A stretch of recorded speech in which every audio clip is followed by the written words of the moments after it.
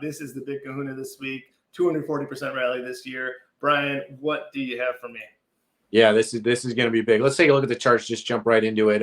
You look at the stock price really over the last 3 to 6 months, and it's obviously a tremendous rally. But we have had some pretty good consolidation and a decent bullish move. You kind of see the little head and shoulders topping pattern that was made here, sort of the last couple months, and then all of a sudden it looked like we were going to break down, and we failed to break that neckline. And when I see stocks do that, and they fail to break this neckline, and they rip back above the neckline and get above that support, they hit the all-time highs. Now we're actually pushing through all-time highs. So this earnings event really could be a trigger that triggers the stock, that range, and take it up another level of, let's call it 50 to 100 points to the upside. So I still want to participate, and we're long NVDA for clients. I still plan to do that, but I'm going to use a put spread to protect heading into this earnings event.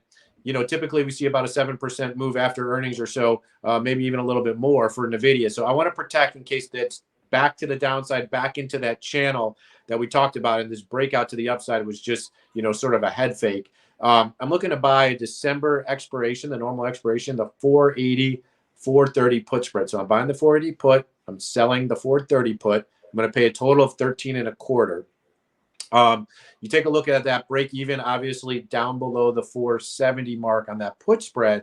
So I do have to take losses on the stock from this point of 498 down to that break even point. But the put spread then provides me protection against a long stock position all the way down into that 440 range, at which point then I'm long stock again. And at least I've mitigated, let's call it, about half to a third of the move down after earnings, should that take place. But I'm only spending about 3% of premium option on the stock, so I get all the upside still, and I can stay long stock and sleep at night, because you look at the forward PE right there of 32. Look, if they guide higher, that forward PE is going to look a lot cheaper, and 32 is not that crazy for a high flying growth kind of stock. So it's not unreasonable that there's room for the upside here. It's just that if for some reason they're not guiding higher, I could see people saying, wait a minute, forward-looking PE maybe a little too high, and they take the stock back.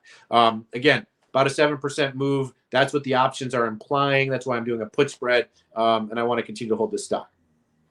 Yeah, I mean, it's a great place. Someone doesn't want to take their taking the capital gains, got that nice protection. That's one reason to potentially do this.